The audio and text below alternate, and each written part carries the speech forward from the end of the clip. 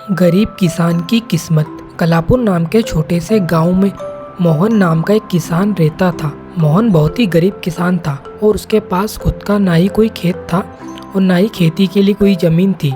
इसलिए मोहन दूसरों के खेतों पर काम करके अपना गुजारा चलाता था। मोहन बहुत ही मेहनती व्यक्ति था, इसलिए गांव के हर लोग उसे गांव में फसल की कटाई का काम दे दिया करते थे।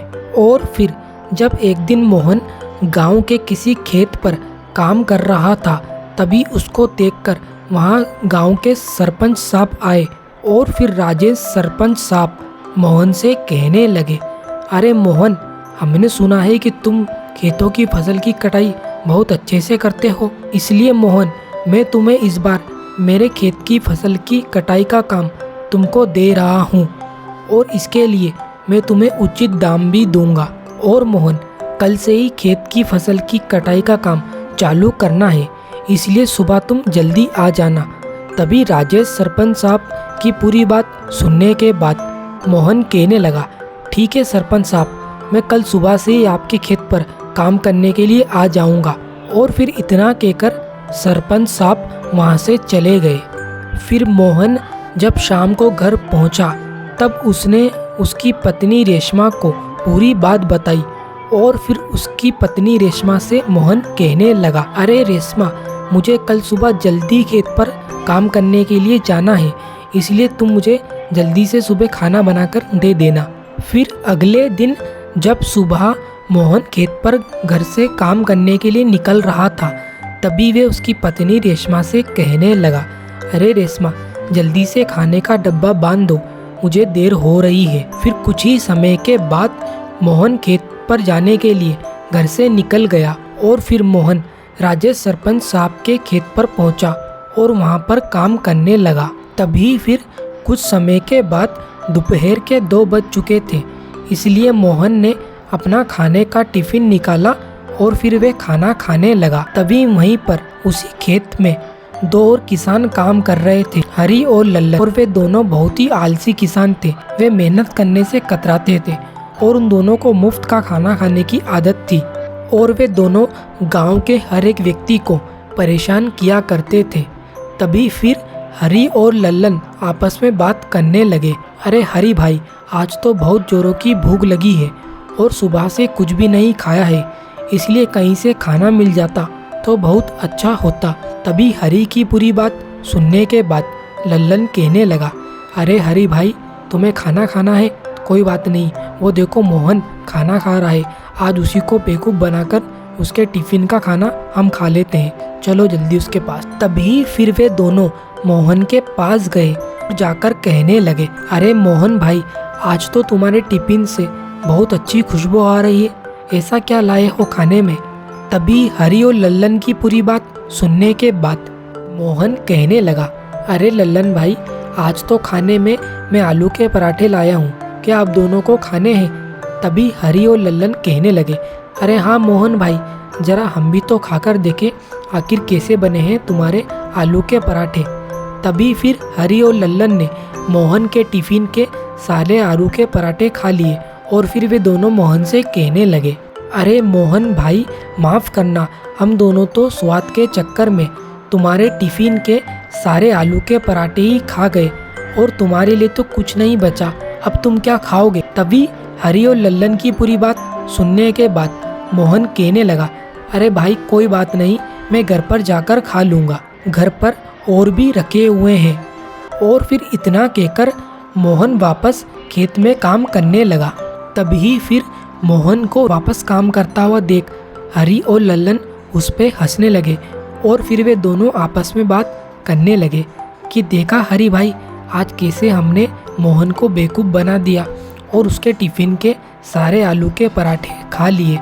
तभी लल्लन कहने लगा, अरे हरी भाई, कुछ भी खाओ, आलू के पराठे थे तो स्वादिष्ट। फिर कुछ ही समय के बाद हरी और लल्लन वहाँ से चले गए। फिर मोहन को खेत में काम करते हुए पूरा दिन बीत गया और अब कुछ ही समय के बाद शाम हो चुकी थी। तभी फिर मोहन ने अपना काम खत्म किया और वे वापस अपने घर की ओर जाने के लिए खेत से निकल गया। तभी अचानक रास्ते में चलती समय तेज बारिश शुरू हो गई। फिर मोहन ने अपना छाता निकाला और वे आगे चल दिया।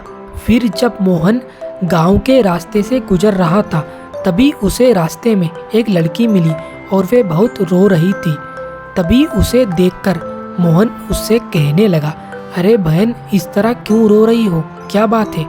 तभी वे लड़की मोहन से कहने लगी, अरे मोहन भाई, हरी और लल्लन मेरा छाता मुझसे ज़बरदस्ती छीनकर ले गए और अब इतनी तेज बारिश में मैं अपने घर कैसे जाऊंगी? तभी मोहन कहने लगा, अरे बहन, कोई बात नहीं, तुम एक काम करो, मेरा छाता लेकर चले जाओ और यहाँ से मेरा घर कुछ ही दूर है, मैं ऐसे ही घर चले जाऊँगा। फिर मोहन ने उस लड़की को अपना छाता दे दिया और वे ऐसे ही बारिश में भीगता हुआ अपने घर की ओर जाने लगा। फिर जब मोहन ऐसे ही बारिश में भीगता हुआ गांव के रास्ते से थोड़ा और आगे चला ही था तभी अचानक उसके सामने एक परी प्रकट हुई और फिर वे परी मोहन से कहने लगी कि मोहन, इतनी तेज बारिश में भीगते हुए तुम कहाँ जा रहे हो? तभी उस परी की पूरी बात सुनने के बाद मोहन कहने लगा, अरे आप कौन हो और आपको मेरा नाम कैसे पता है? तभी वे परी मोहन से कहने लगी कि मोहन, डरो मत, मैं एक जादुई परी हूँ और आज तुम्हारी यहाँ पर मैं मदद करने के लिए आई हूँ और मैं तुम्हारी क्या मदद कर सकती हूँ? तभी परी की पूरी बात सुनने के बाद मोहन कहने लगा कि मुझे तो बस इस तेज बारिश से बचने के लिए एक छाता मिल जाता तो मेरे लिए तो बस वही बहुत है। फिर मोहन की पूरी बात सुनने के बाद उस परी ने मोहन को एक जादुई छाता दे दिया और फिर वे परी मोहन से कहने लगी कि मोहन, ये लो छाता, और ये साधारण छाता नहीं है, ये एक जादुई छाता है और यह छाता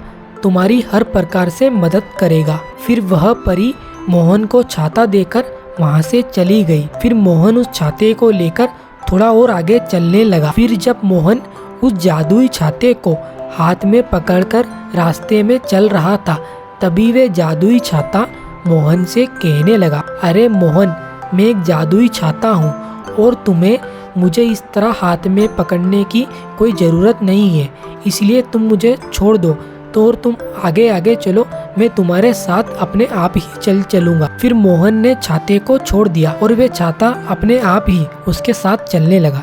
फिर जब मोहन गांव के रास्ते से थोड़ा और आगे चला ही था कि तभी अचानक उसे एक घर दिखाई दिया जो कि बरसात के कारण पूरा टूट गया था और उस घर के बाहर एक व्यक्ति रो रहा था।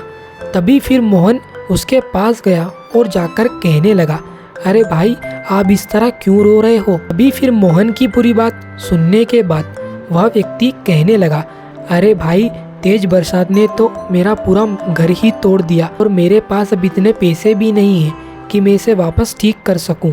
तभी उस आदमी की पूरी बात सुनने के बाद मोहन कहने लगा, अरे घबराओ मत, मैं कोशिश करता हूँ तुम्हारी कुछ मदद करने की। फिर मोहन अपने जादुई छाते से कहने लगा कि हे जादुई छाते, क्या हम इस व्यक्ति की कोई मदद कर सकते हैं? तभी मोहन के कहने के बाद ही उस जादुई छाते ने उस आदमी का मकान पूरा ठीक कर दिया और फिर यह सब देखकर वे आदमी बहुत ही खुश हो गया और वह फिर मोहन का धन्यवाद करने लगा। फिर जब मोहन उस जादुई छाते से बात कर रहा था तभी वहीं पर हरी और लल्लन ये दोनों छुपकर पूरी बातें सुन रहे थे। तभी फिर हरी और लल्लन आपस में बात करने लगे कि यदि हम दोनों मिलकर मोहन से उस जादुई छाते को छीन ले तो हम बहुत कुछ हासिल कर सकते हैं।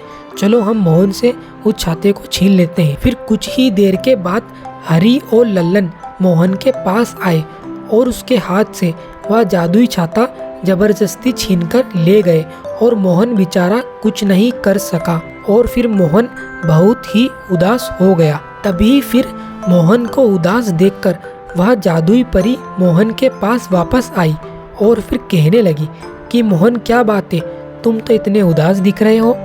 फिर मोहन ने उस जादुई परी को पूरी बात बताई। तभी फिर मोहन की पूरी बात सुनने के बाद वह जादुई परी कहने लगी कि मोहन, तुम चिंता मत करो, मैं अभी हरी और लल्लन को अच्छा सबक सिखाती हूँ। तभी फिर वह परी हरी और लल्लन के पास पहुँची और फिर कहने लगी कि हरी और लल्लन, तुम दोनों मोहन का छाता उसे वापस कर दो, नहीं तो तुम्हारे लिए अच्छा नहीं होगा। तभी उस जादुई परी की पूरी बात सुनने के बाद हरी और लल्लन कहने लगे कि ये जादुई छाता तो हमारा है और हम इसे मोहन को क्यों दें। तभी उन दोनों की पूरी सुनने के बाद वह जादुई परी कहने लगी कि मतलब तुम इस छाते को मोहन को वापस नहीं लौटाओगे। ठीक है, कोई बात नहीं, मैं अभी तुम दोनों को अच्छा सबक सिखाती हूँ। तभी फिर उस जादुई परी ने अपनी जादुई शक्ति से हरी और लल्लन के पीछे एक शेर छोड़ दिया जो कि तेजी से भागता हुआ उनकी ओर आ रहा था। तभी फिर उस शेर को देखकर हरी और लल्लन ने उस जादुई छाते को वहीं पर छोड़ दिया और वे दोनों वहां से भाग गए। तभी फिर उस परी ने उस जादुई छाते को मोहन को वापस दे दिया और फिर मोहन से वे कहने लगी कि मोहन, ये लो तुम्हारा जादुई छाता और अब से इस जादुई छाते को तुमसे कोई नहीं छीन सकता। और हरी और लल्लन को उनके किए की सजा मिल चुकी है। फिर मोहन उस जादुई छाते को अपने साथ लेकर खुशी खुशी अपने घर की ओर लौट गया।